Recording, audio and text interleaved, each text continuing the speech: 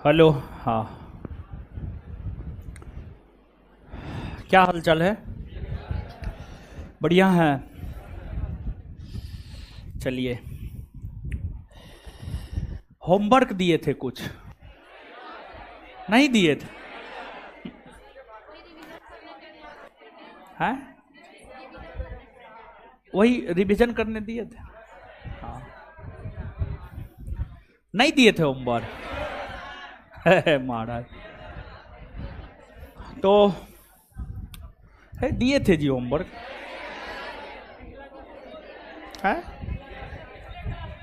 उससे पिछले class question पूछे नहीं थे अंदर, बोले थे अगले क्लास में पूछेंगे।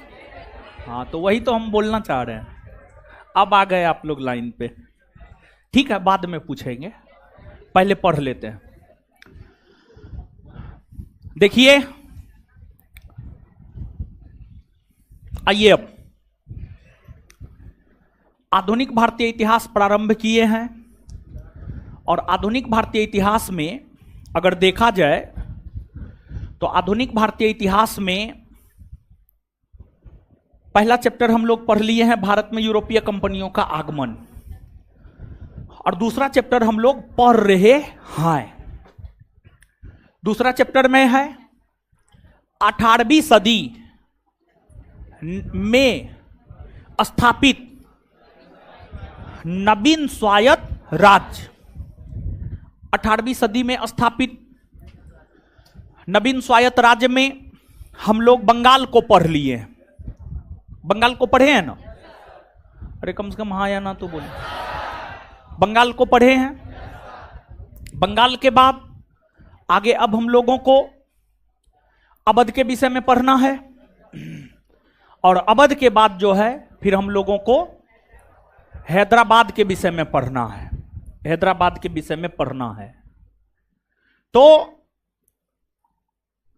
बंगाल पढ़ लिए थे, तो लास्ट क्लास में लगता है बंगाल ही खत्म किए थे। तो आगे आप हेडिंग मारिए अवध। अवध अवध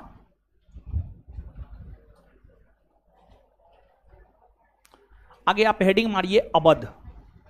अवध अवध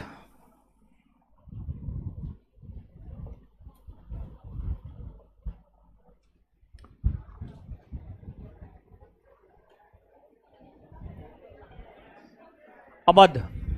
आइए अवध को देखते हैं।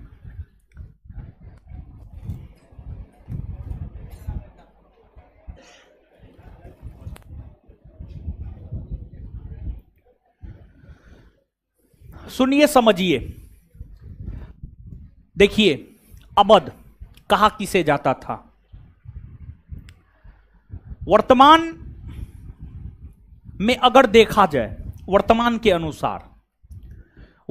अनुसार अगर देखा जाए तो उत्तर प्रदेश का जो लखनऊ का इलाका है और उत्तर प्रदेश का जो अयोध्या का इलाका है, उत्तर प्रदेश के अयोध्या और लखनऊ का जो इलाका है, वर्तमान में उत्तर प्रदेश के अयोध्या और लखनऊ के इलाके को ही अवध कहा जाता था। उस समय 18वीं शताब्दी में, 19वीं शताब्दी में अवध कहा जाता था। आज आप जिसे लखनऊ और अयोध्या समझते हैं, उसी को पहले कहा जाता था क्या? अवध। अवध कहा जाता था। ठीक है, तो अवध की अगर हम लोग बात करें तो अवध में 18वीं सदी में स्वायत्त राज्य की स्थापना सआदत खां ने किया था। सआदत खां। जैसे बंगाल में स्वतंत्र शासन की स्थापना मुर्शिद कुली खां ने किया था। और मुर्शिद कुली खां मुगलों के अधीन एक अधिकारी के तौर पर पहले काम किए थे, लेकिन कमजोर पर रही मुगल सत्ता का लाभ उठाते हुए ही बंगाल में स्वतंत्र शासन की स्थापना मुर्शिद कुली खां ने कर लिया था। उसी प्रकार से अवध में जो स्वतंत्र शासन की स्थापना है, अवध में स्वतंत्र शासन की स्थापना सआदत खां के द्वारा की गई। सआदत खां के द्वारा की गई। सआदत खां भी पहले मुगलों के अधीन ही, मुगलों की सेवा में ही नियुक्त थे। सआदत खां भी पहले मुगलों की सेवा में ही नियुक्त थे। सआदत खां भी पहले मुगलों की सेवा में ही नियुक्त थे। सआदत खां जो कि पहले मुगलों की सेवा में नियुक्त थे, 1707 ईस्वी में औरंगजेब के निधन होने के बाद जब मुगल सत्ता कमजोर पड़ने लगी, तो उस कमजोर पड़ रही मुगल सत्ता का लाभ उठाते हुए ही सआदत खां ने मुगल बादशाह मोहम्मद शाह रंगीला के समय अवध में स्वतंत्र शासन की स्थापना कर लिया। मुगल बादशाह मोहम्मद शाह रंगीला के समय अवध में स्वतंत्र शासन की स्थापना कर लिया और सआदत खां ने अपनी राजधानी फैजाबाद को बनाया। फैजाबाद को सआदत खां ने अपनी राजधानी बनाया। जैसे मुर्शिद कुली खां जब बंगाल में स्वतंत्र शासन की स्थापना किया, तो बंगाल में स्वतंत्र शासन की स्थापना करने के बाद मुर्शिद कुली खां ने मुर्शिदाबाद नामक नगर को बसाया और मुर्शिद कुली खां ने अपनी राजधानी मुर्शिदाबाद को बनाया। मुर्शिद कुली खां ने अपनी राजधानी मुर्शिदाबाद को बनाया। उसी प्रकार से सआदत खां की अगर हम लोग बात करें तो सआदत खां ने स्वतंत्र शासन की स्थापना अवध में की। अवध का स्वतंत्र शासक अपने आप को घोषित किया। यानी देखिए, सआदत खां पहले मुगलों की सेवा में नियुक्त था। लेकिन कमजोर पड़ रही मुगल सत्ता का लाभ उठाते हुए जो है सआदत खां अवध में अपने आप को स्वतंत्र शासक घोषित किया और फैजाबाद को राजधानी बना करके शासन प्रशासन करना सआदत खां ने शुरू कर दिया। और जो सआदत खां है, इन्हें मोहम्मद शाह रंगीला एक विशेष प्रकार की उपाधि प्रदान किया था। इन्हें मुगल बादशाह मोहम्मद शाह रंगीला ने एक विशेष प्रकार की उपाधि प्रदान किया था। वह उपाधि है बुरहान उल मुल्क। बुरहान उल मुल्क की उपाधि सआदत खां को प्रदान की गई थी और सआदत खां को बुरहान उल मुल्क की उपाधि दी गई थी मोहम्मद शाह रंगीला के द्वारा। और आप याद कीजिए, जब मुगल बादशाह मोहम्मद शाह रंगीला थे, मुगल बादशाह मोहम्मद शाह रंगीला का जो शासनकाल है, आप सब लोग उसके शासनकाल से अवगत हैं। मोहम्मद शाह रंगीला का शासनकाल 1719 से लेकर के 1748 मुगल बादशाह मोहम्मद शाह रंगीला का शासनकाल माना जाता है। और मोहम्मद शाह रंगीला के समय ईरान के नेपोलियन कहे जाने वाले नादिर शाह ने दिल्ली पर आक्रमण किया था।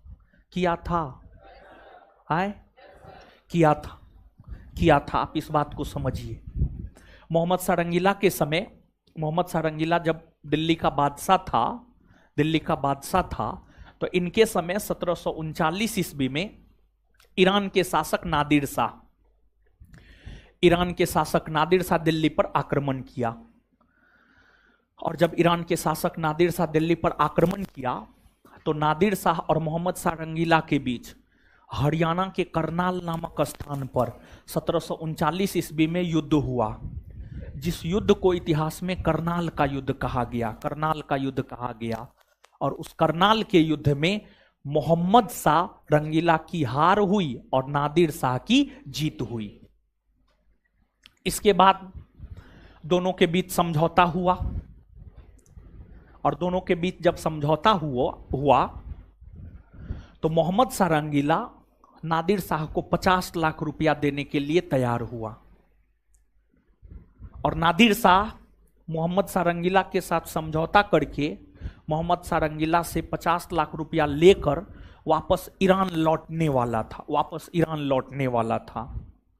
लेकिन जब नादिर शाह मोहम्मद शाह रंगीला से 50 लाख रुपया लेकर वापस ईरान लौटने वाला था, तो सआदत खां जो कि अवध के नवाब थे, वो नादिर शाह को सूचना भिजवाया। सआदत खां जो कि अवध के नवाब थे, वे नादिर शाह को सूचना भिजवाया कि आप 50 लाख रुपया लेकर मत जाइए, मोहम्मद शाह रंगीला का खजाना भरा हुआ है, उसके खजाना में 2 करोड़ से ज्यादा रुपया है। तो आप शहादत खान ने नादिर शाह को कहा कि आप दिल्ली आइए और दिल्ली में मोहम्मद शाह के खजाना को खोलिए, उसमें आपको 2 करोड़ से ज्यादा रुपया मिलेगा। तो नादिर शाह को लगा कि हम तो मोहम्मद शाह को हरा ही दिए हैं युद्ध में, हम 50 लाख रुपया लेकर क्यों जाए, हम 2 करोड़ रुपया लेकर जाए। तो नादिर शाह फिर से दिल्ली पर चढ़ाई किया, और जब नादिर शाह दिल्ली पर चढ़ाई किया तो मोहम्मद शाह रंगीला शहादत खां को युद्ध लड़ने के लिए बुलाया। मोहम्मद शाह रंगीला अवध के नवाब शहादत खां को बुलाया कि नादिर शाह के खिलाफ युद्ध लड़ना है, लेकिन जब नादिर शाह दिल्ली पहुंचा और मोहम्मद शाह रंगीला के खजाना को खोला तो मोहम्मद शाह रंगीला का खजाना तो खाली था। मोहम्मद शाह रंगीला का खजाना क्या था? खाली। तो अब नादिर शाह से भी शहादत खान ने झूठ बोला था कि इसके खजाना में 2 करोड़ से ज्यादा रुपया है, और मोहम्मद शाह रंगीला के साथ तो ये धोखाधड़ी करबे किया था। तो अवध के नवाब शहादत खान ने नादिर शाह और मोहम्मद शाह रंगीला दोनों के साथ धोखाधड़ी किया। दोनों इसको दिल्ली बुलाना चाहा कि आप आइए दिल्ली, आपका करेंगे इलाज, लेकिन इसको पता चल गया। और फिर शहादत खान समझ गया अब तो कोई चारा चलने वाला है नहीं, आगे बढ़े तो खाई और पीछे जाए तो कुआं। अंततः शहादत खां आत्महत्या कर लिया। शहादत खां 1739 ईस्वी में आत्महत्या कर लिया। 1739 ईस्वी में शहादत खां आत्महत्या कर लिया। शहादत खां के आत्महत्या करने के बाद अवध का अगला नवाब बना सफदरजंग। शहादत खां के आत्महत्या करने के बाद अवध का अगला नवाब बना सफदरजंग।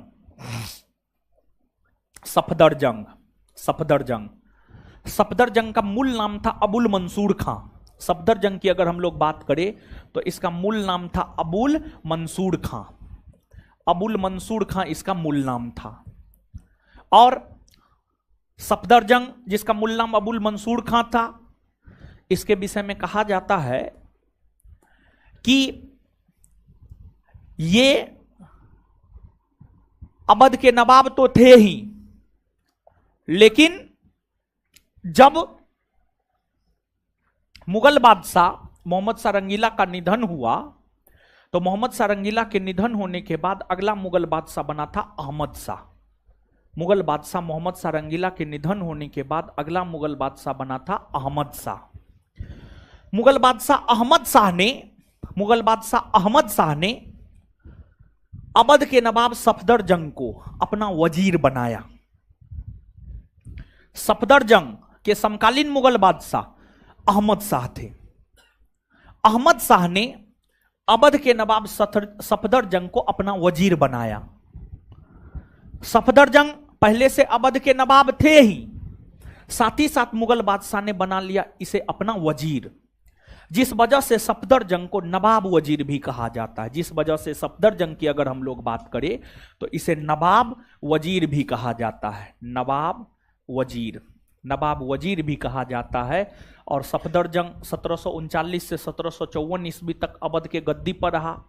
सफदरजंग का निधन 1754 में हो गया और 1754 में सफदरजंग के निधन होने के बाद अवध का अगला नवाब बना शुजाउद्दौला। शुजाउद्दौला अवध का अगला नवाब बना।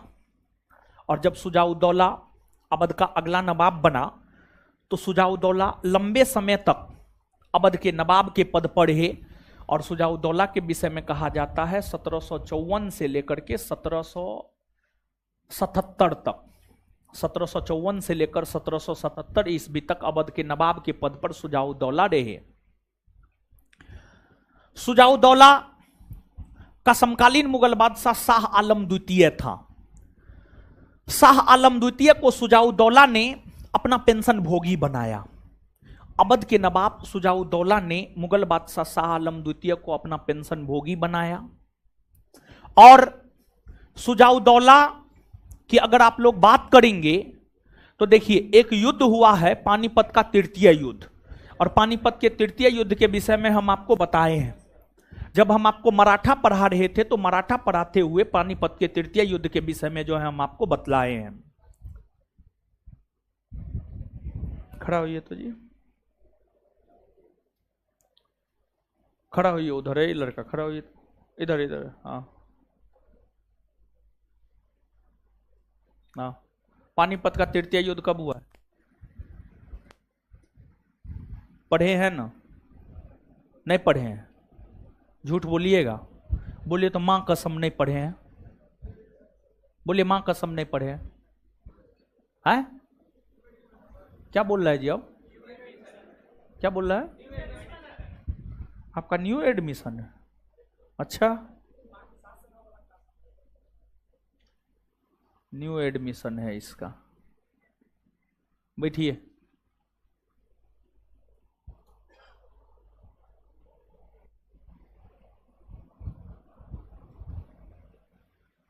किसको खड़ा करे, पता नहीं चल रहा है कौन नया है कौन पुराना है। ये लड़की तो पुरानी है, ये लड़की है, हाँ पुरानी है ना आप? पढ़े हैं ना आप? हाँ खड़ा। 1761। तो ये क्वेश्चन हम आपसे थोड़े पूछे हैं। पानीपत के तृतीय युद्ध जो कि 1761 में हुए हैं, उसमें अफगानों के तरफ से नेतृत्व कौन किया था? मराठों के तरफ से नेतृत्व कौन किया था? नीलवटे सन्नाटा। बैठिए। हे खड़ा हुई, खड़ा हुई। आप वो बोलिए नहीं पढ़े हैं? पढ़े हैं ना? बोलिए अफगानों की तरफ से नेतृत्व कौन किया था? मराठों की तरफ से? आगे पढ़ते जाइए पीछे भूलते जाइए, क्या दिक्कत है? कोई दिक्कत है? बाबूजी का होटल है, खाना है, सोना है, पढ़ना ना है। बैठिए महाराज, बैठ। चलिए सुनिए, समझिए। अब पानीपत का तृतीय युद्ध हम आपको बताए हैं 1761 में हुआ है। मराठों के तरफ से नेतृत्व सदाशिवराव भौ, विश्वासराव भौ, और अफगानों के तरफ से नेतृत्व अहमद शाह अब्दाली ने किया था। और उस युद्ध में मराठों की हार हुई और अफगानों की जीत हुई। अफगानों के जीत के पीछे कई सारे कारण थे। उसमें अफगानों के जीत के पीछे जो कई सारे कारण थे, उसमें एक कारण यह भी था कि भारतीय मूल के शासक और अवध के नवाब शुजाउद्दौला ने पानीपत के तृतीय युद्ध में अफगानों का साथ दिया था। अफगानों का साथ दिया था। अवध के नवाब जो शुजाउद्दौला थे, जिसका शासनकाल 1754 से 1777 है, इन्हीं के समय 1761 ईस्वी में पानीपत का तृतीय युद्ध हुआ था। इसी के समय 1761 ईस्वी में पानीपत का तृतीय युद्ध हुआ था। पानीपत का तृतीय युद्ध हुआ था। और इसी के समय 1761 ईस्वी में जो पानीपत का तृतीय युद्ध हुआ था, इसी के समय 1761 ईस्वी में जो पानीपत का तृतीय युद्ध हुआ था, इस तृतीय युद्ध में शुजाउद्दौला ने अहमद शाह अब्दाली का साथ दिया था। जबकि देखिए, ये अवध के नवाब थे, ये भारत के शासक थे, इन्हें साथ देना चाहिए था मराठों का। इन्हें साथ देना चाहिए किसका था? मराठों का। क्योंकि मराठा भारतीय था और ये भी भारतीय था, तो इसको साथ देना चाहिए था मराठों का। लेकिन इन्होंने मराठों का साथ नहीं दिया, बल्कि इन्होंने साथ दिया अहमद शाह अब्दाली का। उसके पीछे भी रीजन था। रीजन ये था कि अगर शुजाउद्दौला अहमद शाह अब्दाली का साथ नहीं देता तो अहमद शाह अब्दाली मराठों को पराजित करके तो मराठों की शक्ति को छीन कर ही दिया, मतलब कमजोर कर ही दिया। छीन करना मतलब कमजोर करना, कमजोर कर ही दिया। अगर ये अहमद शाह अब्दाली का साथ नहीं देता तो इसको भी युद्ध में लपेट करके इसको भी युद्ध में पराजित करके इसकी भी शक्ति को छीन कर देता और इसके भी क्षेत्र को अपने साम्राज्य में मिलाने का काम अहमद शाह अब्दाली करता। तो एक डर, अहमद शाह अब्दाली का डर और खौफ की वजह से, अहमद शाह अब्दाली के डर और खौफ की वजह से शुजाउद्दौला पानीपत के तृतीय युद्ध में अहमद शाह अब्दाली का साथ दिया। इसके बाद आप सब लोग जानते हैं 1764 ईस्वी में बक्सर का युद्ध हुआ था। लास्ट क्लास में ही हम आपको ये सब बात की चर्चा किए हैं। 1764 ईस्वी में जो बक्सर का युद्ध हुआ था, उस बक्सर के युद्ध में 1764 ईस्वी में जो बक्सर का युद्ध हुआ था, उस बक्सर के युद्ध में एक तरफ भारत की संयुक्त सेना थी और दूसरी तरफ ब्रिटिश सेना थी। भारत की संयुक्त सेना में बंगाल के अपदस्थ नवाब मीर कासिम, अवध के नवाब शुजाउद्दौला और मुगल बादशाह शाह आलम द्वितीय शामिल थे। और बक्सर के युद्ध में भारत की संयुक्त सेना का नेतृत्व कौन किया था? शुजाउद्दौला। और युद्ध में नेतृत्व इन्होंने ही किया था। और इसी वजह से जब अंग्रेजों ने इनके साथ अर्थात शुजाउद्दौला के साथ इलाहाबाद की संधि किया तो इससे युद्ध हार जाने के तौर पर 50 लाख रुपया लिया। युद्ध हार जाने के तौर पर 50 लाख रुपया लिया। तो शुजाउद्दौला के विषय में ये तमाम प्रकार की बातें हुई। शुजाउद्दौला के बाद अवध के अगले नवाब बने आसफउद्दौला। शुजाउद्दौला के बाद अवध के अगले नवाब बने आसफउद्दौला। आसफउद्दौला शुजाउद्दौला के बाद जो अवध के अगले नवाब बने, इन्होंने अपनी राजधानी को परिवर्तित किया। अवध की राजधानी पहले फैजाबाद हुआ करती थी। इन्होंने अपनी राजधानी फैजाबाद से हटाकर लखनऊ को बनाया और लखनऊ में बड़े इमामबाड़े का निर्माण इन्होंने करवाया। आसफउद्दौला के बाद अवध में और भी कई सारे नवाब बने, लेकिन उन नवाबों का कोई खास महत्व नहीं है।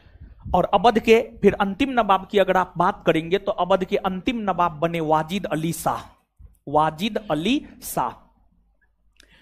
अली शाह अवध के अंतिम नवाब बने 1856 ईस्वी में। 1856 ईस्वी की अगर आप बात करेंगे तो 1856 ईस्वी के समय भारत के गवर्नर जनरल लॉर्ड डलहौजी हुआ करते थे। 1856 ईस्वी के समय भारत के गवर्नर जनरल हुआ करते थे लॉर्ड डलहौजी। लॉर्ड डलहौजी ने अवध के ऊपर कुप्रशासन का आरोप लगाया और लॉर्ड डलहौजी ने अवध के ऊपर कुप्रशासन का आरोप लगाते हुए अवध के नवाब वाजिद अली शाह को गद्दी से हटा दिया। अवध के नवाब वाजिद अली शाह को गद्दी से हटा दिया और अवध को ब्रिटिश साम्राज्य में मिलाने की घोषणा लॉर्ड डलहौजी ने किया। अवध को ब्रिटिश साम्राज्य में मिलाने की घोषणा लॉर्ड डलहौजी ने किया। वाजिद अली शाह बड़ी भद्र व्यक्ति थे, बड़ी ईमानदार व्यक्ति थे। वाजिद अली शाह इसका विरोध तो नहीं किया, लेकिन वाजिद अली शाह की पत्नी थी, उसका नाम था बेगम हजरत महल। वाजिद अली शाह की पत्नी थी, उसका नाम था बेगम हजरत महल। बेगम हजरत महल यह चाहती थी कि वाजिद अली शाह के बाद अवध का अगला नवाब उसका वारिस बिरजिस कादिर बने। वाजिद अली शाह की पत्नी जो बेगम हजरत महल थी, बेगम हजरत महल यह चाहती थी कि वाजिद अली शाह के बाद अवध का अगला नवाब बने बिरजिस कादिर। लेकिन अंग्रेजों ने अवध को तो ब्रिटिश साम्राज्य में मिला लिया।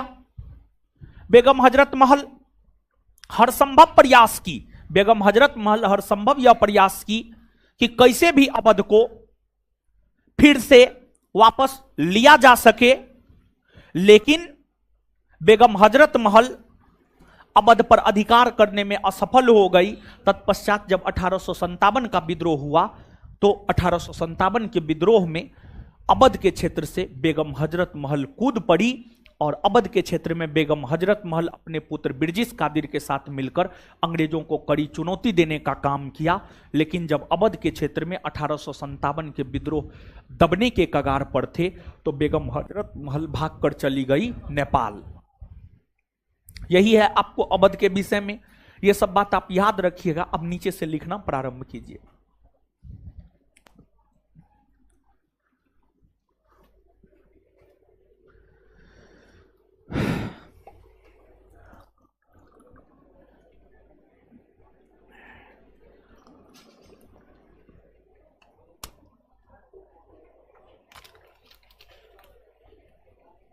लिखिए, चाय ठंडा हो गया है, फिर भी पी लेते हैं, पैसा न लगा। ठीक है, लिखिए।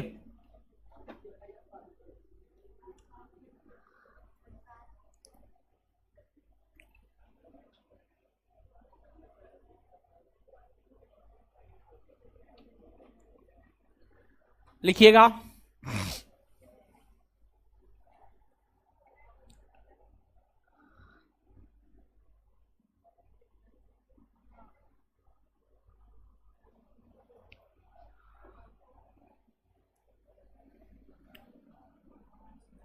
अवध में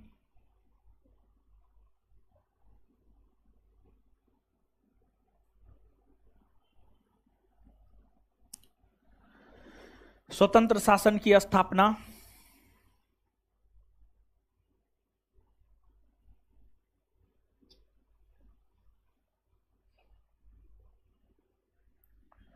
अवध में स्वतंत्र शासन की स्थापना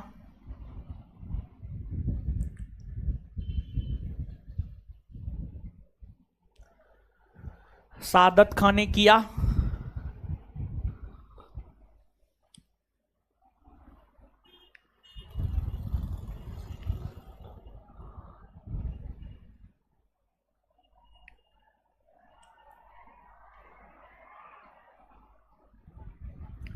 अवध में स्वतंत्र शासन की स्थापना सादत खां ने किया।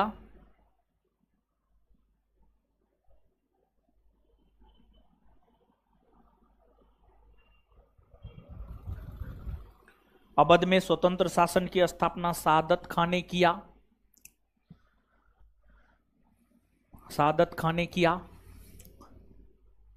इन्होंने फैजाबाद को अपनी राजधानी इन्होंने फैजाबाद को अपनी राजधानी इन्होंने फैजाबाद को अपनी राजधानी इन्होंने फैजाबाद को अपनी राजधानी इन्होंने फैजाबाद को अपनी राजधानी बनाकर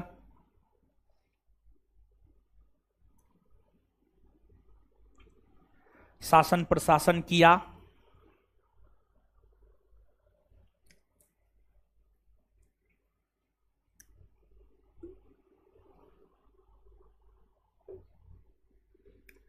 इन्होंने फैजाबाद को अपनी राजधानी बनाकर शासन प्रशासन किया।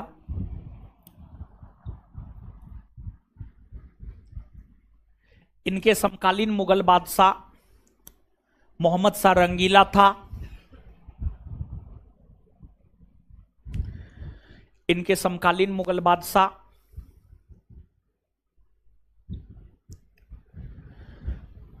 इनके समकालीन मुगल बादशाह इनके समकालीन मुगल बादशाह मोहम्मद शाह रंगीला था। इनके समकालीन मुगल बादशाह मोहम्मद शाह रंगीला था। मोहम्मद शाह रंगीला था। Full stop.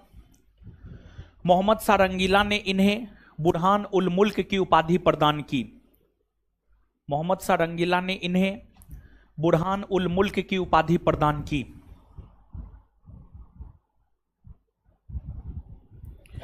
मोहम्मद शाह रंगीला ने इन्हें बुरहान उल मुल्क की उपाधि प्रदान की। मोहम्मद शाह रंगीला ने इन्हें बुरहान उल मुल्क की उपाधि प्रदान की।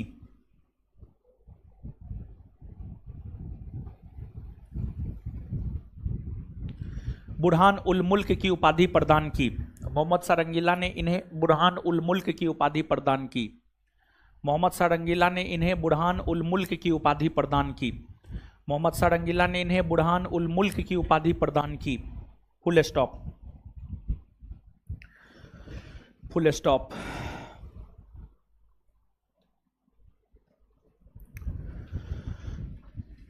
उसी में ईरान के शासक नादिर शाह ने ईरान के शासक नादिर शाह ने ईरान के शासक नादिर शाह ने ईरान के शासक नादिर शाह ने ईरान के शासक नादिर शाह ने ईरान के शासक नादिर शाह ने जब दिल्ली पर आक्रमण किया,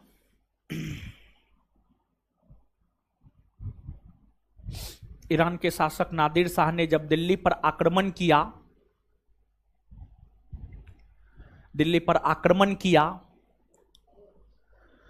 तो मोहम्मद शाह रंगीला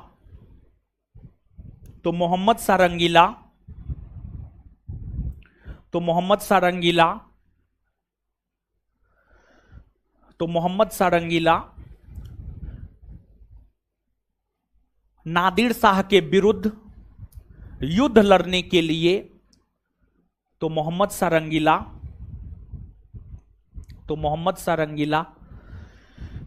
नादिर शाह के विरुद्ध युद्ध लड़ने के लिए मोहम्मद शाह रंगीला नादिर शाह के विरुद्ध युद्ध लड़ने के लिए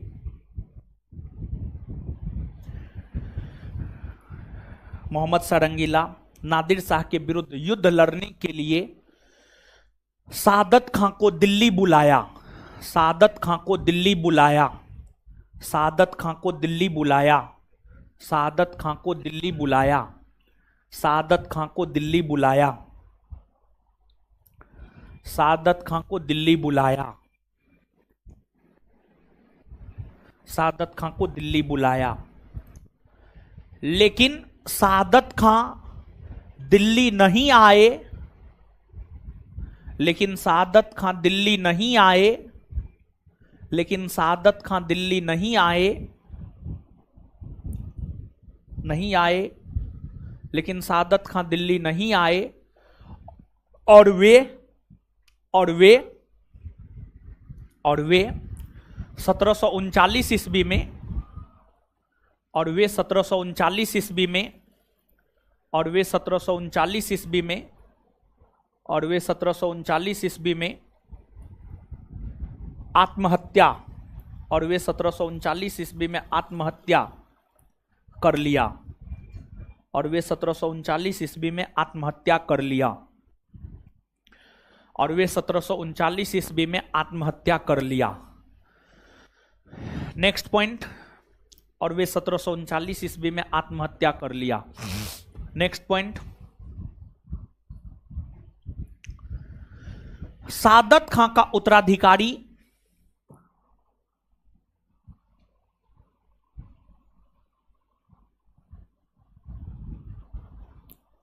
सादत खां का उत्तराधिकारी, अरे कुर्सी बोले थे मंगवाने का, है ना, मंगवाए। सादत खां का उत्तराधिकारी सफदरजंग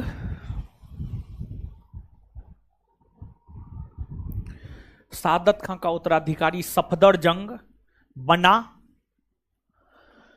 सादत खां का उत्तराधिकारी सफदरजंग बना, जिसका मूल नाम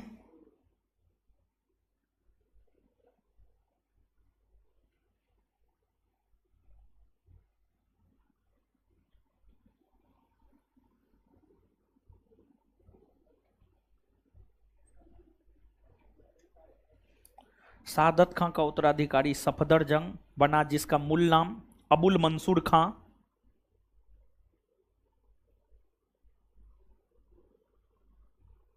अबुल मंसूर खां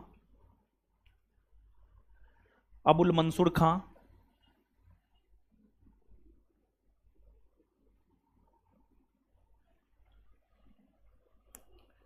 अबुल मंसूर खां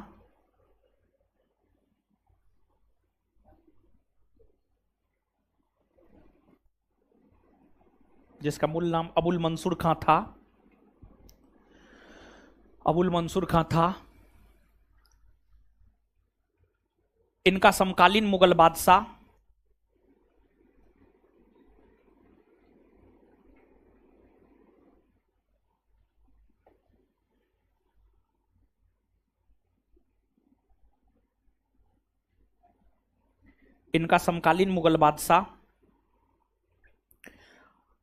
अहमद शाह था।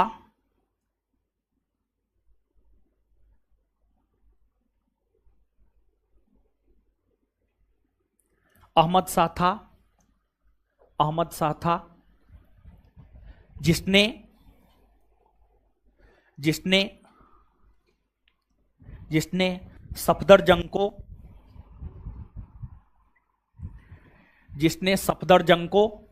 जिसने सफदरजंग को अपना वजीर बनाया। जिसने सफदरजंग को अपना वजीर बनाया। जिसने सफदरजंग को अपना वजीर बनाया। जिसने सफदरजंग को अपना वजीर बनाया। यही कारण है कि सफदरजंग को नवाब वजीर भी कहा जाता है। यही कारण है कि सफदरजंग को नवाब वजीर भी कहा जाता है। यही कारण है कि सफदरजंग को नवाब वजीर भी कहा जाता है। यही कारण है कि सफदरजंग को नवाब वजीर भी कहा जाता है। यही कारण है कि सफदरजंग को नवाब वजीर भी कहा जाता है। यही कारण है कि सफदरजंग को नवाब वजीर भी कहा जाता है। यही कारण है कि सफदरजंग को नवाब वजीर भी कहा जाता है। नवाब वजीर भी कहा जाता है।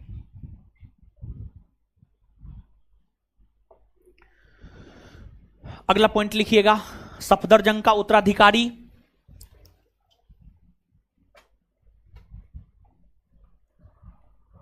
सफदरजंग का उत्तराधिकारी, अगला पॉइंट लिखिए, सफदरजंग का उत्तराधिकारी। कुर्सी पूछिए तो बैठेंगे जी। सफदरजंग का उत्तराधिकारी, सफदरजंग का उत्तराधिकारी सुजाउद्दौला बना। बोर्ड पे लिखा हुआ है सुजाउद्दौला, देखिए ना। सफदरजंग का उत्तराधिकारी सुजाउद्दौला बना। सुजाउद्दौला बना।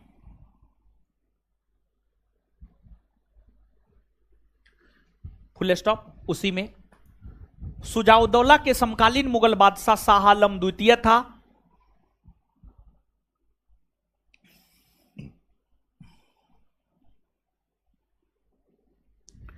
सुजाउद्दौला का समकालीन मुगल बादशाह सुजाउद्दौला का समकालीन मुगल बादशाह सुजाउद्दौला का समकालीन मुगल बादशाह शाह आलम द्वितीय था।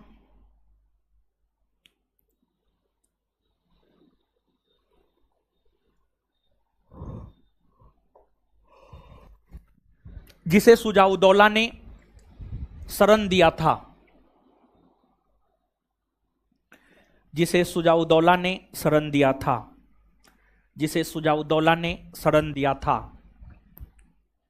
जिसे सुजाउद्दौला ने शरण दिया था। जिसे सुजाउद्दौला ने शरण दिया था।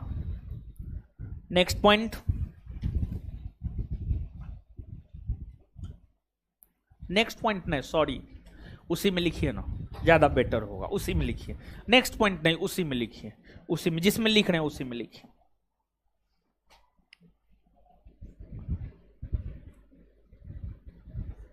सुजाउद्दौला ने, उसी में, सुजाउद्दौला ने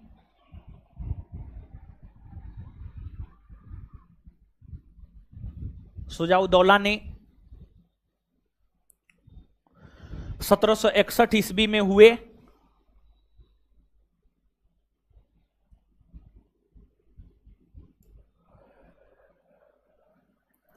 सुजाउद्दौला ने 1761 ईस्वी में हुए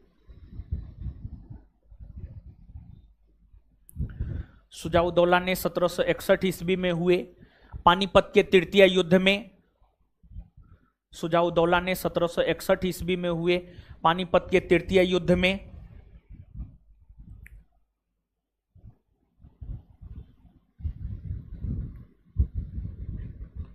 पानीपत के तृतीय युद्ध में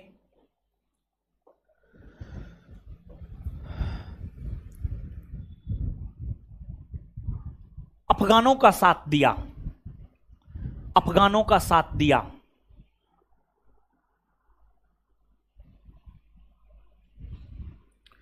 अफगानों का साथ दिया।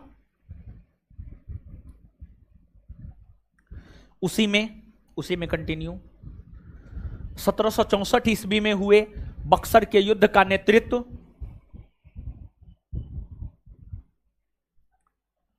1764 ईस्वी में हुए बक्सर के युद्ध का नेतृत्व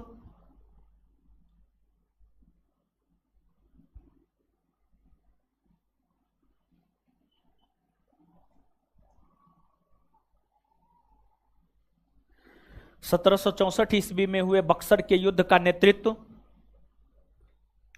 1764 ईस्वी में हुए बक्सर के युद्ध का नेतृत्व भारत की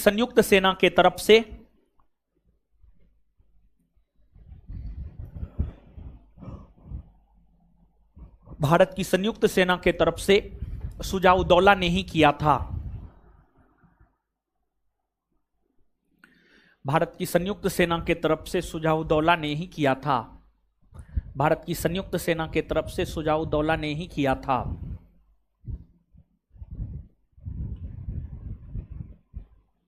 सुजाउद्दौला ने ही किया था। अगला पॉइंट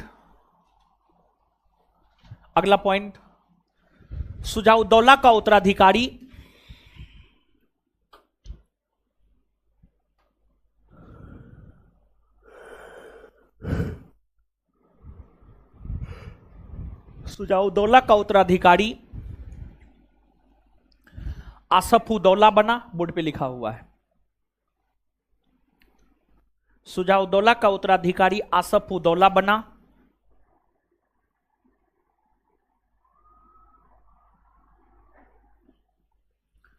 सुजाउद्दौला का उत्तराधिकारी आसफ-उद-दौला बना। सुजाउद्दौला का उत्तराधिकारी आसफ-उद-दौला बना। आसफ-उद-दौला बना। इन्होंने अपनी राजधानी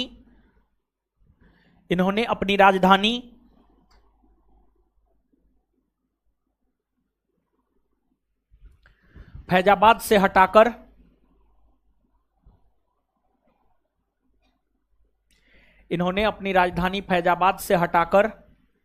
इन्होंने अपनी राजधानी फैजाबाद से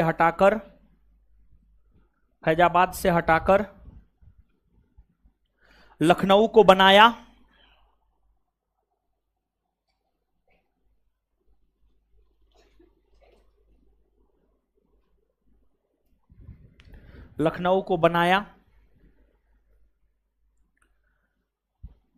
उसी में आसफ-उद-दौला ने लखनऊ में बड़ा इमामबाड़ा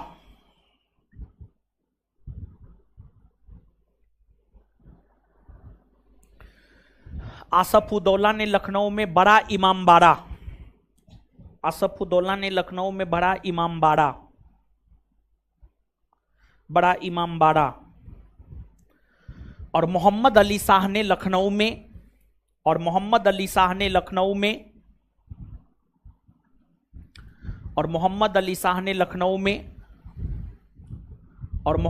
शाह ने लखनऊ में छोटे इमामबाड़ा का निर्माण करवाया। और मोहम्मद अली शाह ने लखनऊ में छोटे इमामबाड़ा का निर्माण करवाया। और मोहम्मद अली शाह ने लखनऊ में छोटे इमामबाड़ा का निर्माण करवाया। और मोहम्मद अली शाह ने लखनऊ में छोटे इमामबाड़ा का निर्माण करवाया। और मोहम्मद अली शाह ने लखनऊ में छोटे इमामबाड़ा का निर्माण करवाया। नेक्स्ट पॉइंट लिखिए।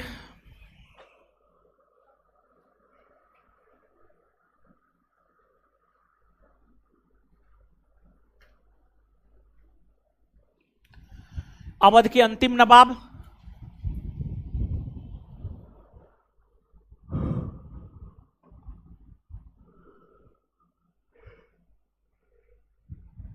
अवध के अंतिम नवाब वाजिद अली शाह हुए।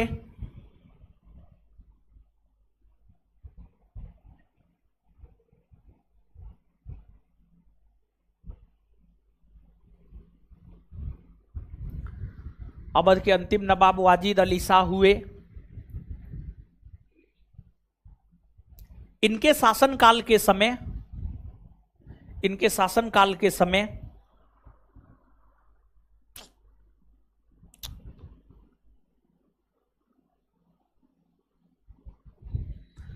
इनके शासनकाल के समय इनके शासनकाल के समय इनके शासनकाल के समय समय समय 1856 ईस्वी में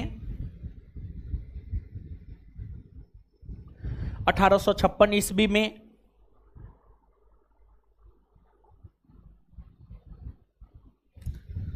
भारत के गवर्नर जनरल लॉर्ड डलहौजी ने भारत के गवर्नर जनरल लॉर्ड डलहौजी ने भारत के गवर्नर जनरल लॉर्ड डलहौजी ने भारत के गवर्नर जनरल लॉर्ड डलहौजी ने भारत के गवर्नर जनरल लॉर्ड डलहौजी ने भारत के गवर्नर जनरल लॉर्ड डलहौजी ने लॉर्ड डलहौजी ने लॉर्ड डलहौजी ने लॉर्ड डलहौजी ने जेम्स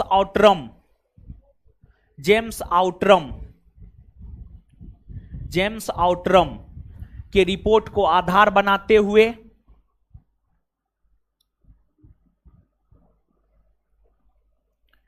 जेम्स आउटरम के रिपोर्ट को आधार बनाते हुए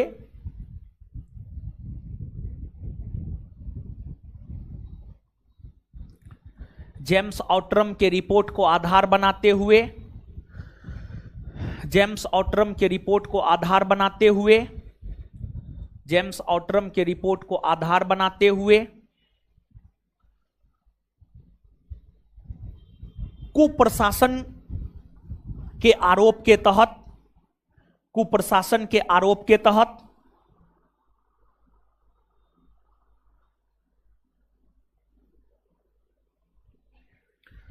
कुप्रशासन के आरोप के तहत कुप्रशासन के आरोप के तहत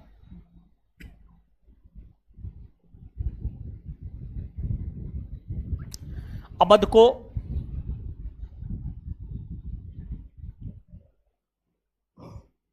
ब्रिटिश साम्राज्य में मिला लिया।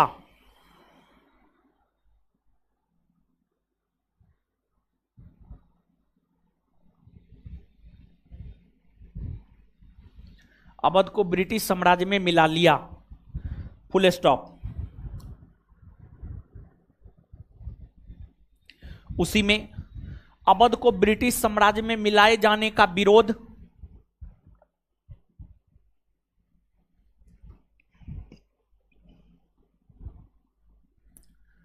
अवध को ब्रिटिश साम्राज्य में मिलाए जाने का विरोध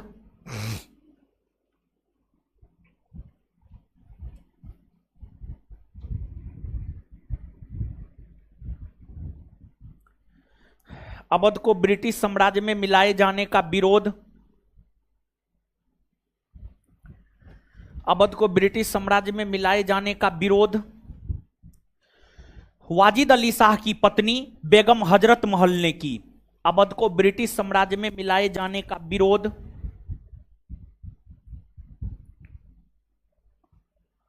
अवध को ब्रिटिश साम्राज्य में मिलाए जाने का विरोध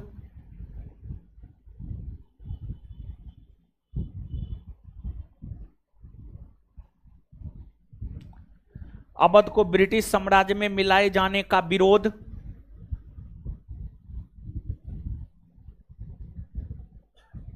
वाजिद अली शाह की पत्नी बेगम हजरत महल ने की। वाजिद अली शाह की पत्नी बेगम हजरत महल ने की। अवध को ब्रिटिश साम्राज्य में मिलाए जाने का विरोध वाजिद अली शाह की पत्नी बेगम हजरत महल ने की। उन्होंने हर संभव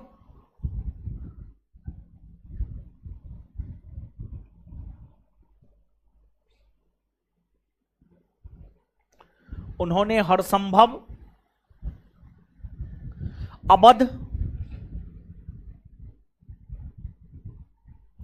अवध को उन्होंने हर संभव अवध को पुनः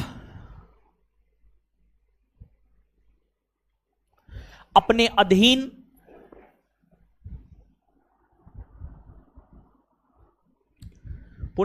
अधीन करने का प्रयास की, अपने अधीन करने का प्रयास की,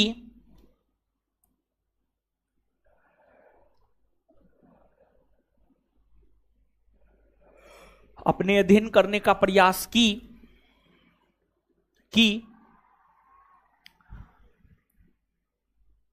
लेकिन उन्हें सफलता नहीं मिली।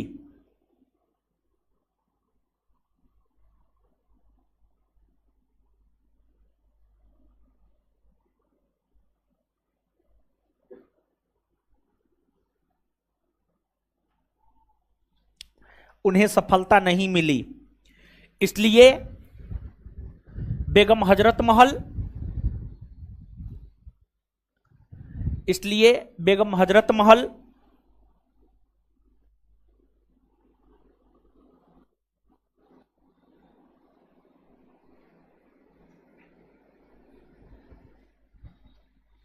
1857 के विद्रोह में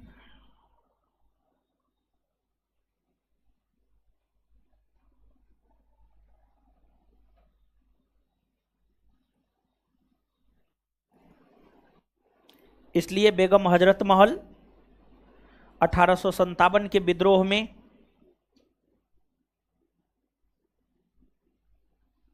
अवध के क्षेत्र से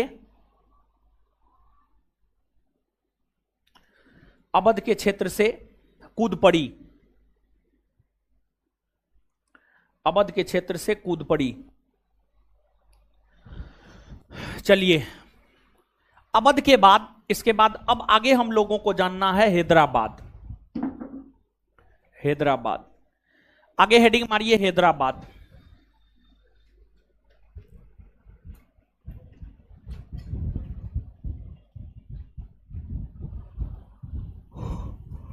हैदराबाद,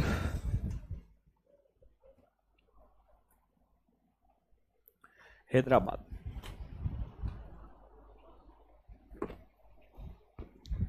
हैदराबाद। है, ऐसे मत मारिए, हेडिंग मारा जाता है। हेडिंग मारने का मतलब क्या होता है जानते हैं? एकदम कॉपी के बीचों बीच में।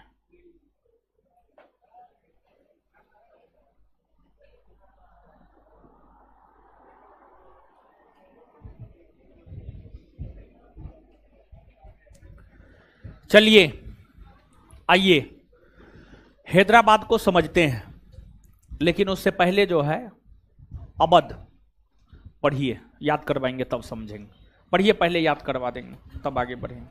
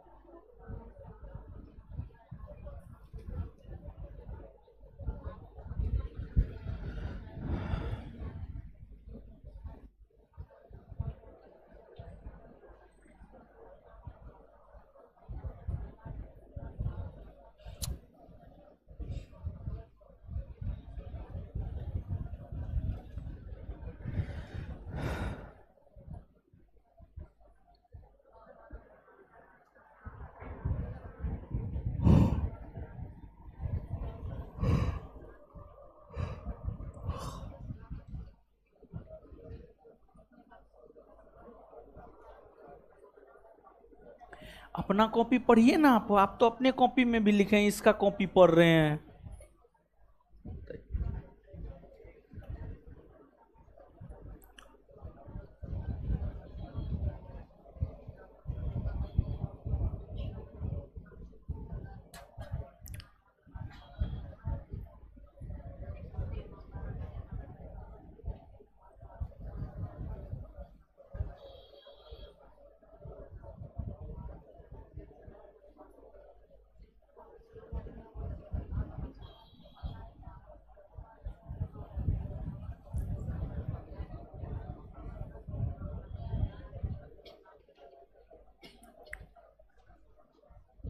हे गुरुजी लोग पढ़ लिए?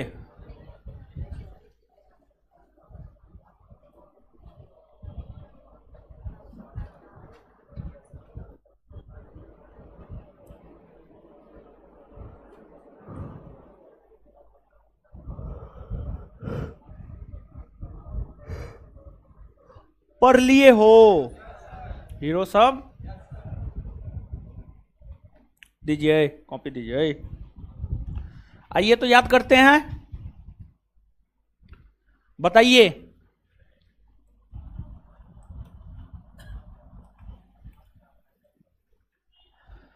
अवध में स्वतंत्र शासन की स्थापना किसने किया?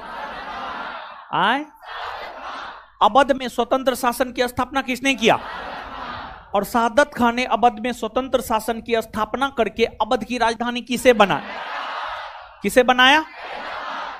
अच्छा, इसके बाद आगे बताइएगा, सादत खान को बुरहान उल मुल्क की उपाधि किस मुगल बादशाह ने दिया? किसने दिया है?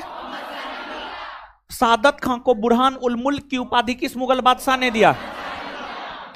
और जब नादिर शाह 1739 में दिल्ली पर आक्रमण किया था तो मोहम्मद शाह सादत खान को दिल्ली युद्ध लड़ने के लिए बुलाया था, लेकिन क्या सादत खान गया था? आत्महत्या न कर लिया। और इसके आत्महत्या करने के बाद अवध का अगला नवाब कौन बना? कौन बना? सफदरजंग का मूल नाम? मूल नाम? अच्छा, सफदरजंग को और किस नाम से जाना जाए? नवाब वजीर। सफदरजंग को किस मुगल बादशाह ने अपना वजीर बनाया था? अहमद शाह। कौन बनाया था? अहमद शाह। सफदरजंग को अपना वजीर कौन बनाया था? सफदरजंग को किस मुगल बादशाह ने अपना वजीर बनाया? नवाब वजीर किसे कहा जाता है? सफदरजंग का उत्तराधिकारी कौन बना? सफदरजंग का उत्तराधिकारी मुगल बादशाह शाह आलम द्वितीय को अवध के किस नवाब ने शरण दिया?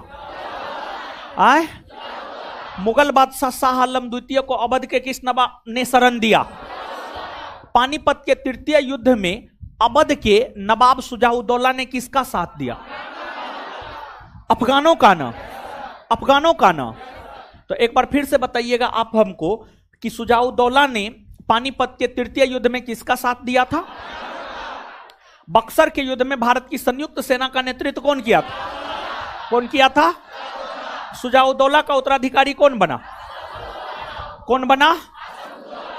अवध की राजधानी फैजाबाद से हटाकर लखनऊ किसने बनाया?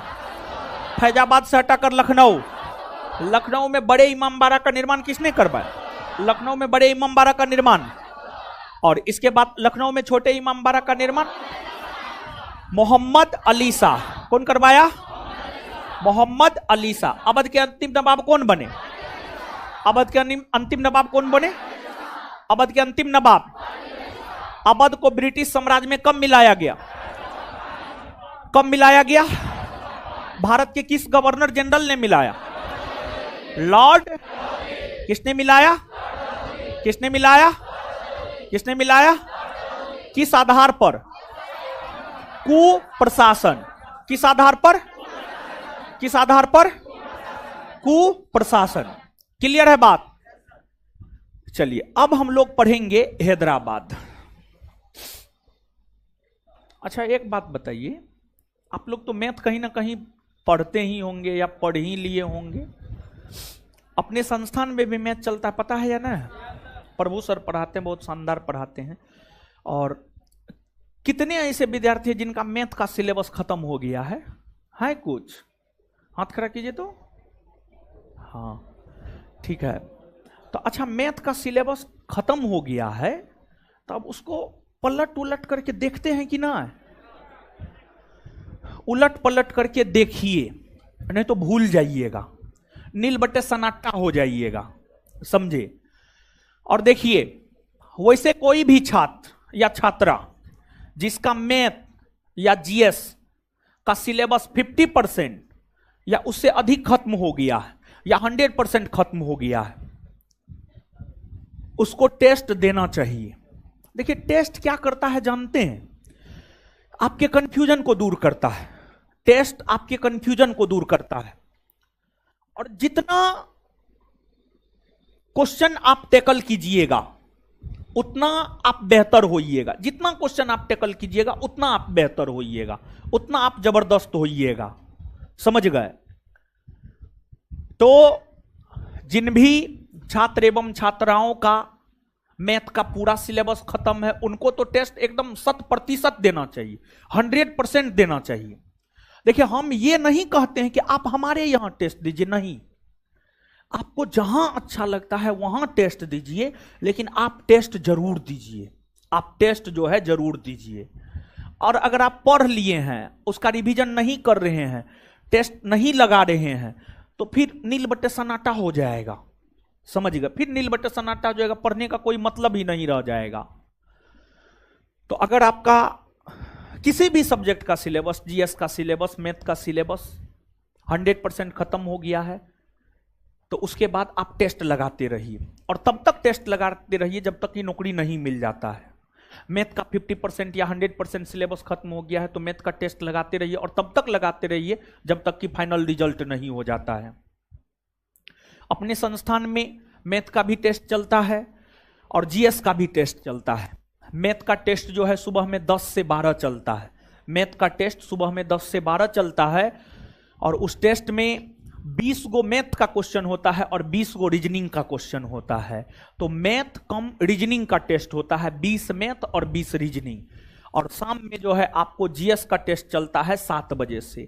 सुबह में 10 बजे से मैथ का टेस्ट चलता है, जिसमें 20 मैथ 20 रीजनिंग का टेस्ट होता है। आपको बनाने के लिए समय दिया जाता है, फिर 40 क्वेश्चन का डिस्कशन जो है आपको प्रभु सर करते हैं। और इसके बाद जो है जीएस का टेस्ट होता है शाम में 7 बजे से 9:30 बजे तक। उसमें भी 50 क्वेश्चन होता है, और उसमें एक दिन साइंस होता है, एक दिन आर्ट होता है, मतलब एक दिन हिस्ट्री पॉलिटी ज्योग्राफी होता है, और एक दिन फिजिक्स केमिस्ट्री बायोलॉजी होता है। और उसमें ऐसा नहीं है कि टेस्ट का क्वेश्चन देकर के सिर्फ आंसर में टिक मरवा दिया जाता है, नहीं, आंसर को डिस्क्राइब किया जाता है। आंसर को डिस्क्राइब किया जाता है, तो भी आंसर है तो क्यों आंसर है, और उसके जितने भी पृष्ठभूमि है, जितनी भी घटनाएं हैं, सब चीज को बताया जाता है। समझ गए? तो आप इस बात को देखिए, आप जो है रूम पे रह करके अपना अधिकतर समय इधर उधर में बिताते हैं। किसी के रूम में जाकर के बतियाइएगा,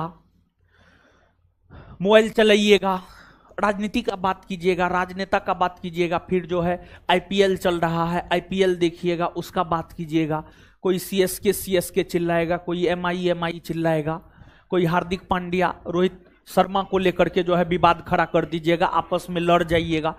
कोई जो है टीचर के विषय में बात कीजिएगा, फलना टीचर, चिल्ला टीचर, ढेकना टीचर, फेंकना टीचर। समझ गए? तो इस सबसे बेहतर जीवन में क्या है जानते हैं?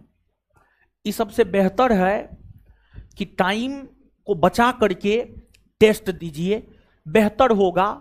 यहां पर भी चलता है, और हम आपको ये नहीं बोल रहे हैं कि आप यहीं पे टेस्ट दीजिए, आप टेस्ट दीजिए, कहीं पर भी टेस्ट दीजिए, लेकिन आप जरूर टेस्ट दीजिए। लेकिन एक बात है, जिस लेवल का क्वेश्चन यहां पर मिलेगा, जितना बेहतर कंटेंट और क्वालिटी यहां पर मिलेगा टेस्ट में, उतना कहीं नहीं मिलता है।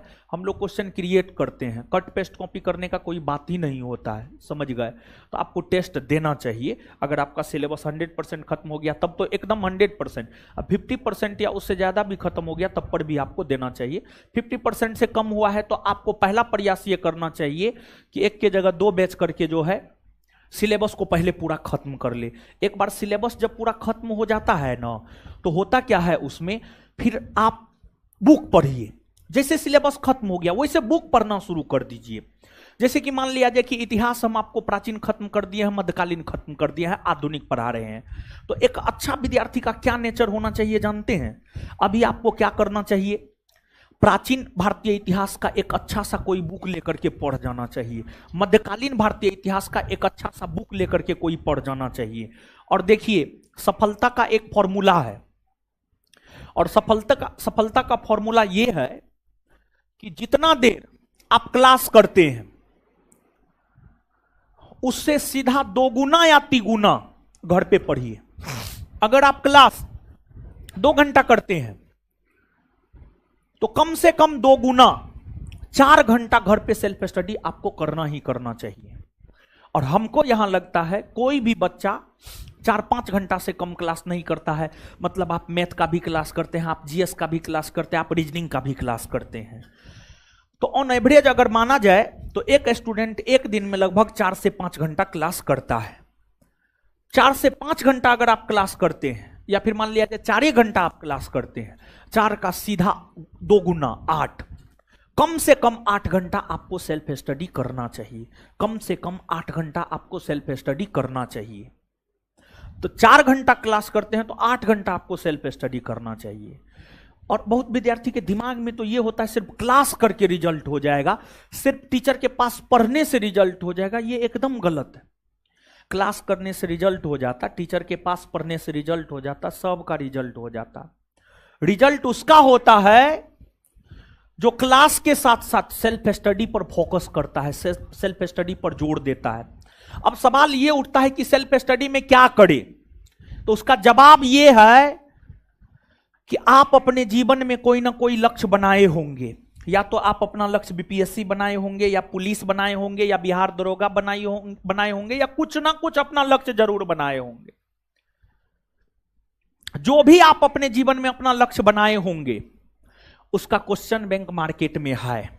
बिहार दरोगा, BPSC, Bihar police, Bihar SSC, UPSC, हर चीज का, रेलवे, एसएससी, हर एग्जाम का क्वेश्चन बैंक मार्केट में है।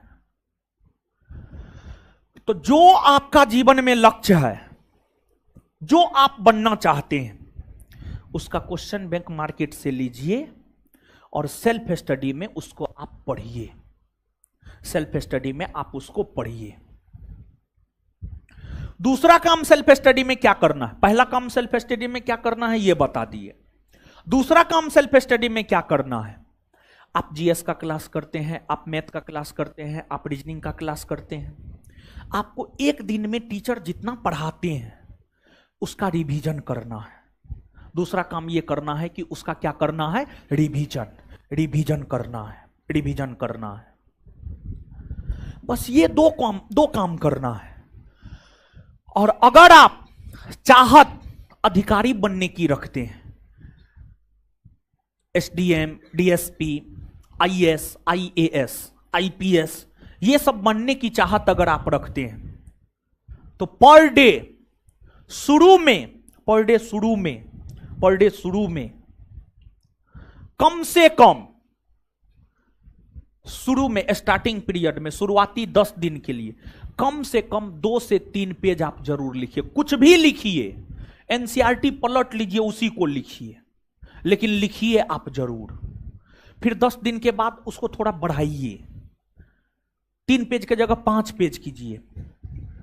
फिर 10 दिन के बाद फिर और बढ़ाइए, 5 पेज की जगह 8 पेज कीजिए, फिर 10 पेज कीजिए। इस प्रकार से बढ़ाइए और 20 पेज तक लिखने का प्रयास कीजिए एक दिन में। और ये नहीं कि पहले दिन आप प्रयास में जुट गए कि पहले दिन 20 पेज लिखना है, कभी नहीं हो पाइएगा सफल। देखिए, Gandhi ji step by step कदम बढ़ाए। पहले छोटा छोटा आंदोलन किए, उसमें सफलता मिला, तब ना बड़ा आंदोलन किए। गांधी जी अचानक बड़ा आंदोलन थोड़े कर दिए। पहले चंपारण सत्याग्रह छोटा सत्याग्रह था, अहमदाबाद छोटा था, खेड़ा छोटा था, फिर तब जाकर के बड़ा असहयोग आंदोलन किए। तो स्टेप बाय स्टेप काम करना चाहिए। तो अगर आप अधिकारी बनने की चाहत रखते हैं तो राइटिंग स्किल, और एक बात आप जानिए, यूपीएससी हो या बीपीएससी हो या अन्य स्टेट पीसीएस हो, प्रीलिम्स, मेंस, इंटरव्यू 3 स्तर से गुजरना होता है। प्रीलिम्स क्वालिफाइंग नेचर का होता है। इंटरव्यू कुछ भी कीजिएगा 120 में 50-60 मार्क दे देगा। मेन जो होता है ना, जानते हैं, मेंस होता है, मेंस होता है। बीच का जो है ना मेंस होता है। और मेंस में जानते हैं आपको लिखना होता है मेंस में।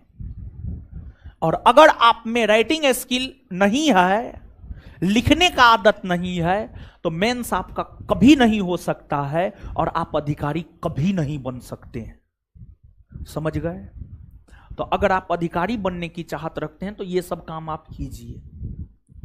अब कहिएगा लिखेंगे क्या? यूपीएससी बीपीएससी का क्वेश्चन बैंक है, अगर मान लिया जाए बीपीएससी का आप तैयारी करना चाहते हैं, बीपीएससी का क्वेश्चन बैंक मार्केट में है, एकदम मार्केट में क्वेश्चन बैंक है, मार्केट से क्वेश्चन बैंक खरीदिए आंसर के साथ, उसको देख करके लिखिए, उसको देख करके लिखिए। शुरू में महीना 2 महीना तक आंसर देख करके लिखिए, महीना 2 महीना 3 महीना तक आंसर देख करके लिखिए। और हम लोग क्या करते हैं पता है? हम लोग ये करते हैं, पहला दिन ही चाहते हैं कि एकदम हम अपने मन से 10 पेज लिख दे। लिखने के लिए कुछ नहीं आता है, पहला दिन ही जो है बड़का ख्वाब देख लेते हैं, तो इसी वजह से हम लोगों का पूरा नहीं हो पाता है, समझे? तो ये सब काम आप कीजिए। अगर बेहतर बनना है जीवन में, हमारा तो काम है आपको मार्ग दिखाना, आपका काम है उस पर नहीं चलना, समझ गए? या चलना। तो आप थोड़े हमारा बात कहां मानते हैं, आप हमारा बात नहीं मानते हैं आप, समझे? तो इसलिए बोले नहीं चलना। अब आगे आइए हैदराबाद। देखिए हैदराबाद की अगर हम लोग बात करें, हैदराबाद की अगर हम लोग बात करें, हैदराबाद की अगर हम लोग बात करें, तो हैदराबाद में स्वतंत्र शासन की स्थापना निजामुल मुल्क ने किया था। निजामुल मुल्क ने किया था। हैदराबाद में स्वतंत्र शासन की स्थापना किया था निजामुल मुल्क ने।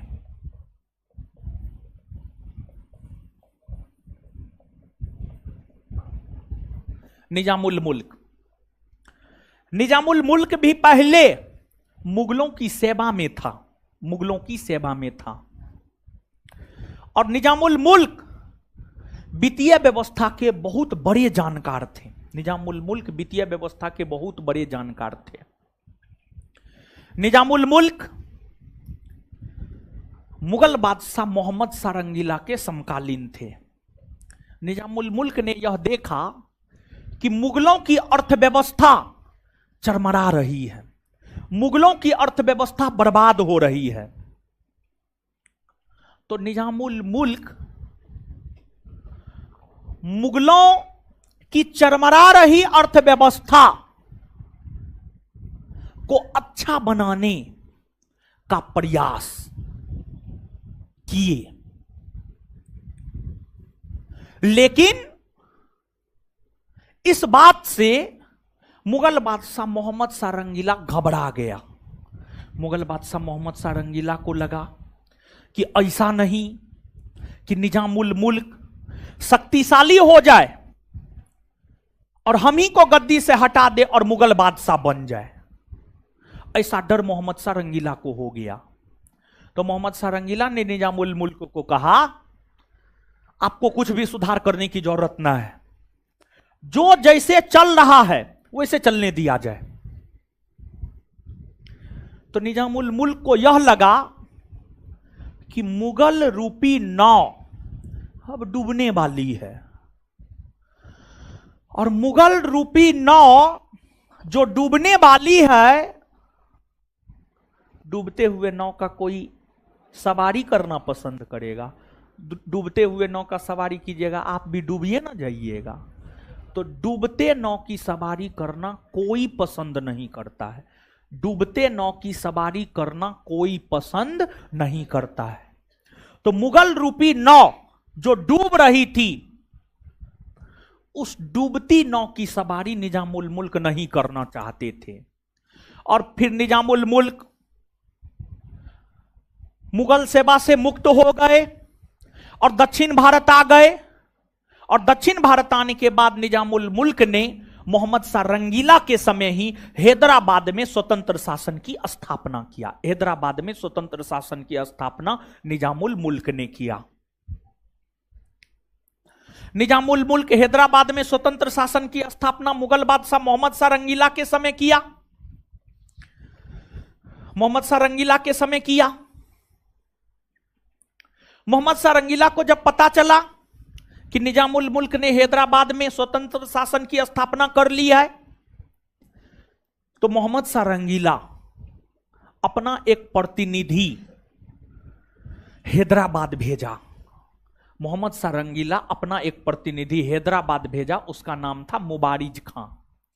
मुबारिज खां, मुबारिज खां, मुबारिज खां हैदराबाद पहुंचा। और जब मुबारिज खां हैदराबाद पहुंचा तो मुबारिज खां और निजामुल मुल्क के बीच अक्टूबर 1724 में, अक्टूबर 1724 में, अक्टूबर 1724 में मुबारिज खां और निजामुल मुल्क के बीच अक्टूबर 1724 में एक युद्ध हुआ, जिस युद्ध को इतिहास में सुकरखेड़ा का युद्ध या शंकरखेड़ा का युद्ध कहा जाता है। जिस युद्ध को इतिहास में सुकरखेड़ा का युद्ध या शंकरखेड़ा का युद्ध कहा जाता है, सुकरखेड़ा का युद्ध या शंकरखेड़ा का युद्ध कहा जाता है। उस सुकरखेड़ा या शंकरखेड़ा के युद्ध में निजामुल मुल्क की जीत हुई, मुबारिज खां की हार हुई। और यह हार मुबारिज खां की हार नहीं थी, बल्कि यह हार मोहम्मद शाह रंगीला की हार थी। क्योंकि मुबारिज खां मोहम्मद शाह रंगीला के प्रतिनिधि के तौर पर आया था, तो यह हार मोहम्मद शाह रंगीला की हार थी, ना कि मुबारिज खां की हार थी। जब हार गया मुगल सेना, मोहम्मद शाह रंगीला की हार हुई, मोहम्मद शाह रंगीला फिर निजामुल मुल्क को आसफ जाह की उपाधि प्रदान किया। आसफ जाह, निजामुल मुल्क आसफ जाही वंश का था। आसफ जाही एक वंश है, मुगल इस्लामी साम्राज्य के अंतर्गत एक वंश है आसफ जाही वंश। निजामुल मुल्क का संबंध आसफ जाही वंश से था, तो मोहम्मद शाह रंगीला ने निजामुल मुल्क को आसफ जाह की उपाधि प्रदान किया तथा दक्कन अर्थात दक्षिण भारत का वायसराय नियुक्त किया। दक्कन अर्थात दक्षिण भारत का वायसराय नियुक्त किया। मतलब मोहम्मद शाह रंगीला निजामुल मुल्क को कहा कि दक्षिण भारत में जो है आप देखिए शासन प्रशासन टैक्स और वसूल करके मुगल राज को उसमें जमा कीजिए। और फिर इसके बाद जो है निजामुल मुल्क अपना हैदराबाद में शासन करने लगे, हैदराबाद में शासन करने लगे। और निजामुल मुल्क बहुत ही योग्य एवं दूरदर्शी थे। नीचे से लिखिए इतना,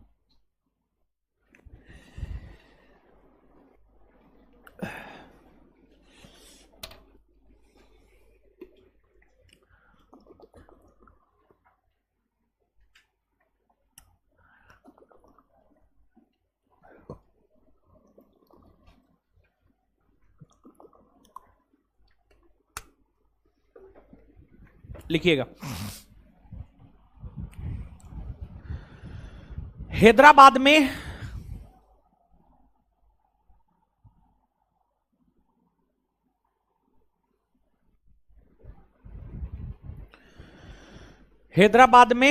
स्वतंत्र शासन की स्थापना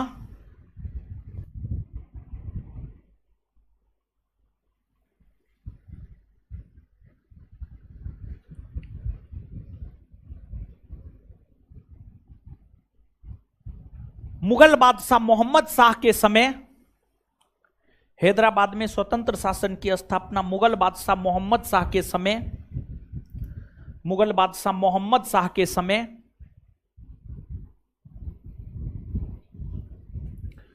मुगल बादशाह मोहम्मद शाह के समय निजामुल मुल्क ने किया।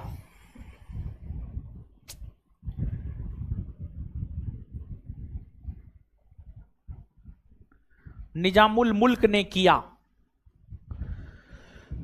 निजामुल मुल्क ने किया, निजामुल मुल्क ने किया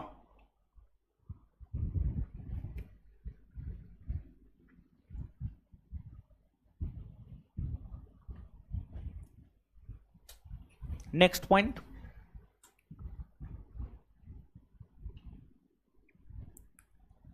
मुगल बादशाह मोहम्मद शाह, मुगल बादशाह मोहम्मद शाह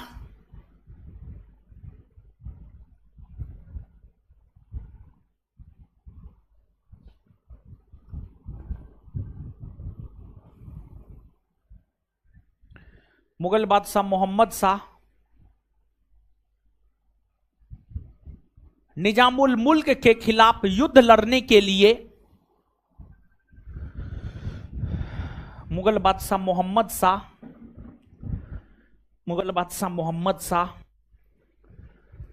निजामुल मुल्क के खिलाफ युद्ध लड़ने के लिए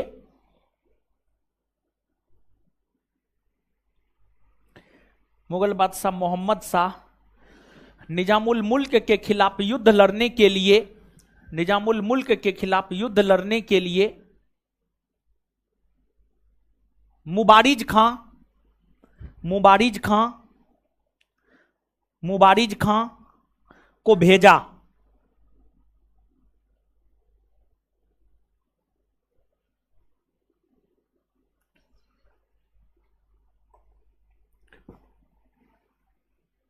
उसी में मुबारिज खां और निजामुल मुल्क के बीच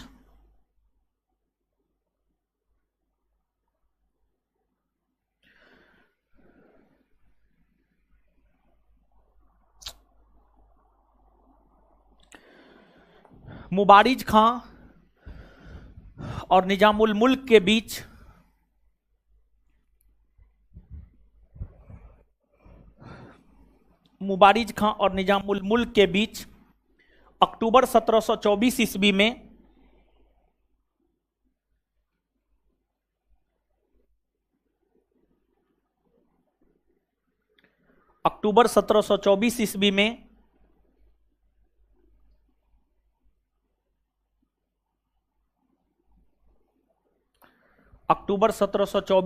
में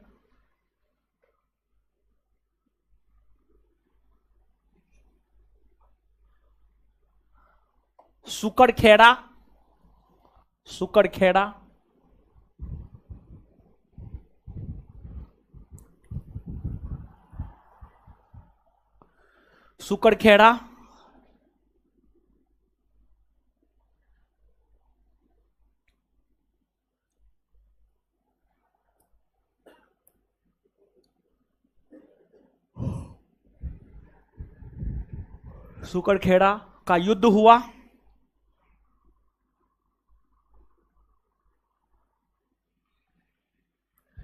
इस युद्ध में निजामुल मुल्क की जीत हुई।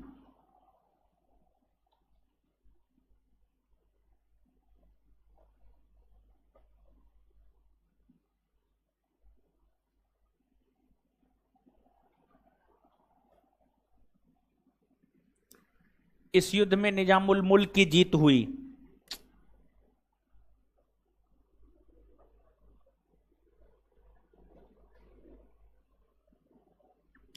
तत्पश्चात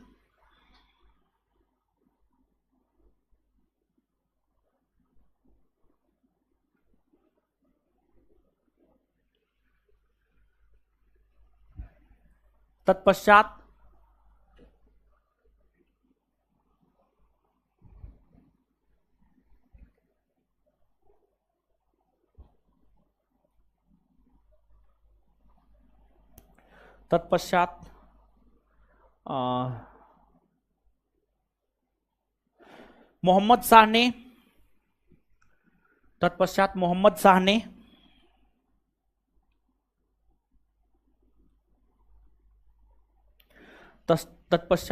शाह ने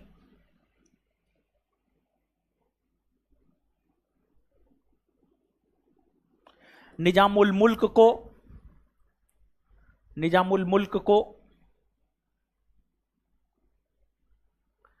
आसफ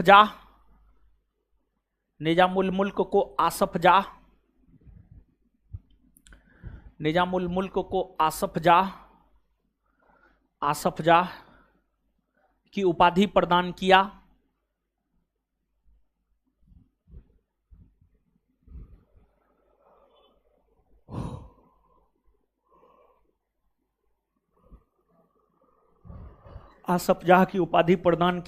तथा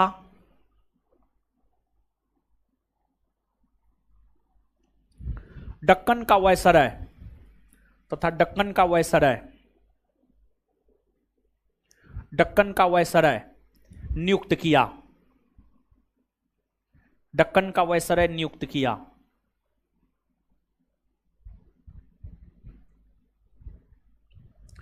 दक्कन का वायसराय नियुक्त किया। चलिए बताइए गुरुजी लोग, हैदराबाद में स्वतंत्र शासन की स्थापना कौन किया है? हाँ, हैदराबाद में स्वतंत्र शासन की स्थापना कौन किया? उस समय मुगल बादशाह कौन था? कौन था? सुकरखेड़ा का युद्ध कब हुआ है? सुकरखेड़ा का युद्ध कब हुआ है? बिहार एसआई का ये पूछा हुआ क्वेश्चन है, 2446 में पूछा था संभव, तो 2446 वाले परीक्षा में, यानी 2446 पोस्ट के लिए जब वैकेंसी निकला था उसमें यह पूछा गया था सुकरखेड़ा का युद्ध कब हुआ है? कब हुआ है? किसके किसके बीच? मुबारिज खां और अच्छा, इस युद्ध में निजामुल मुल्क की जीत हुई, और इस युद्ध में जब निजामुल मुल्क की जीत हुई तो उसी के बाद मोहम्मद शाह रंगीला ने निजामुल मुल्क को कौन सी उपाधि दी? कौन सी उपाधि? आसफजा। कौन सी उपाधि? और कहां का वायसराय नियुक्त किया? दक्कन। कहां का वायसराय? कहां का वायसराय? क्लियर है ये बात?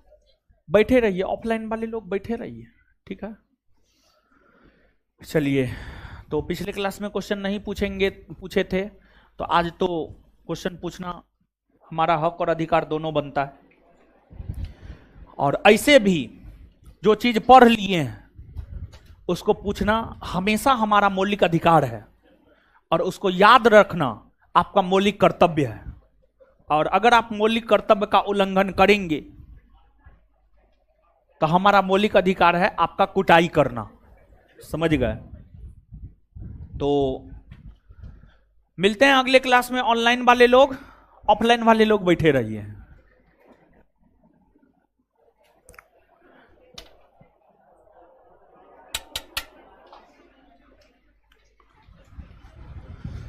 आते हैं पहले पीछे से, हमेशा आगे से ही पूछते हैं।